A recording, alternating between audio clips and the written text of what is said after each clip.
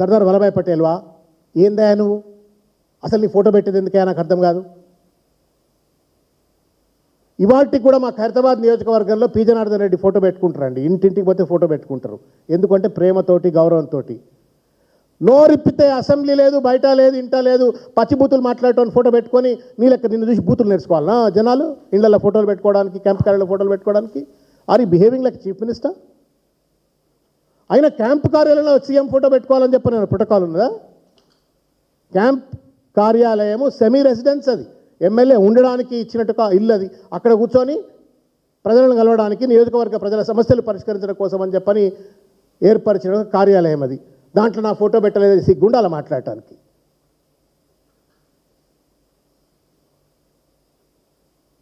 రేపట high court building foundation వేస్తున్నారట, foundation stone.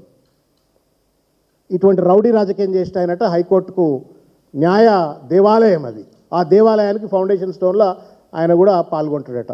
నేను I'm requesting all the judiciary officers of state of Telangana, please social boycott Revanth Reddy for his abusive language, for his rowdy indulgence. అటువంటి ఆయన చేతుల మీద హైకోర్టులో open అవుతాయి.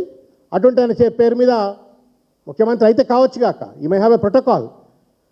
Constitutionally, legally he may have a right, but morally doesn't have a single right. ఎప్పుడైతే కేసీఆర్ గారి కార్యాలయం పైన దాడి చేసిండో పరాకాష్ఠగా నిన్న బూతులు మాట్లాడితే ఏదేం పిచ్చి నాకు అర్థం కాదు. పొద్దున్న లేస్తే కేసీఆర్ కేసీఆర్ కేసీఆర్ అని చెప్పని నిన్నటిదాకా బూతులు బూతులు బూతులు బూతులు మాట్లాడితే సహించినాం. ఇవాళ ఆఖరికి ఇంటి మీద పోయి దాడి చేసే ప్రయత్నం చేస్తావా? కర్రు కాల్చి వాత పెడతాం బిడ్డ అనుకుంటున్నామేమో. పోలీసులు, కాన్వాయిలు, సెక్యూరిటీ అని చెప్పని ఒక వ్యక్తిగా చాలు నువ్వు చేసిన ఈ దాష్టికాలకు నీకు కూడా తగిన గుణపాఠం చెప్పడానికి. Don't provoke. దీన్ని ఒక పీస్ఫుల్ స్టేట్, ఇది దీన్ని ఒక వాయిలెంట్ స్టేట్గా దయచేసి మార్చొద్దని చెప్పని రేవంత్ రెడ్డికి నేను హెచ్చరిక చేస్తూ ఉన్నాను. పొద్దున్న లేస్తే డీజీపీ గారు మాకు కాకి బుక్ అని మాట్లాడతారు. ఇదేనా కాకి బుక్ అంటే? డీజీపీ గారు బుద్ధి చెప్పండి, రేవంత్ రెడ్డికి బుద్ధి చెప్పండి. దాడి చేసిన కాంగ్రెస్ పార్టీ కార్యకర్తలకు రాజ్యాంగం అంటోటున్నది, చట్టం అంటోటున్నది, దానికి లోబడి ఉండాలా అని చెప్పండి. చట్టాలు, రాజ్యాంగాలు అన్నీ బీఆర్ఎస్కి ఉండాలా? ప్రశ్నించే గొంతుకలకు ఉండాలా? రౌడీ లెక్క పనిచేస్తున్నటువంటి ఒక ఇవాళ రేవంత్ రెడ్డి అనుచరులకు మాత్రం, కాంగ్రెస్ పార్టీ పెద్దలకు మాత్రం ఏ చట్టాలు ఉండొద్దా? వాళ్ళ పేర్లు కాకి బుక్కులో రాయరా మీరు?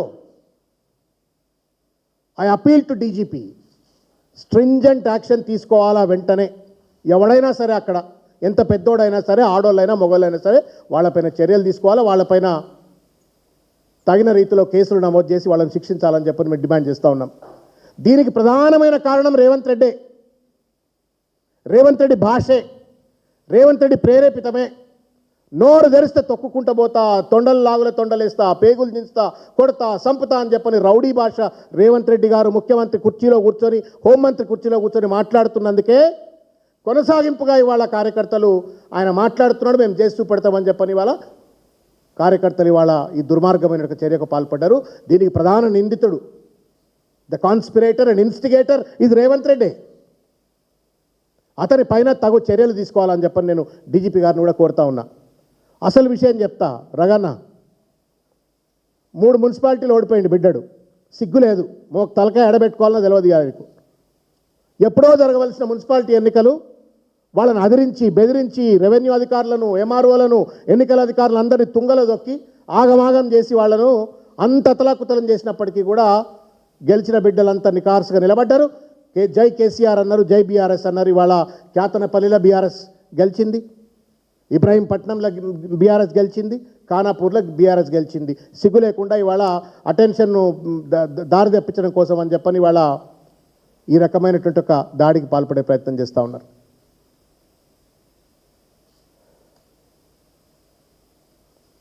ఆరు గ్యారంటీలను బొందబెట్టిండు, అడ్డగోలు దోపిడికి తెరలేపిండు, ఢిల్లీలకు గులాం లెక్క పనిచేస్తున్నాడు, కేరళ ఎన్నికలకు సంచులు మోస్తున్నాడు, ప్రశ్నించే గొంతుకలపైన దాడి చేస్తున్నాడు.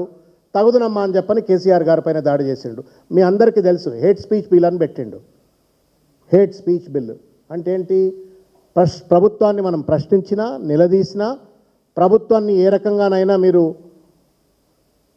చేసిన తప్పును కనుక గట్టిగా ఎత్తి చూపినట్టయితే ఇది హేట్ స్పీచ్ అని చెప్పని డిస్హార్మనీ అని ఒక అడ్డమైన వర్డ్ అండ్లబెట్టి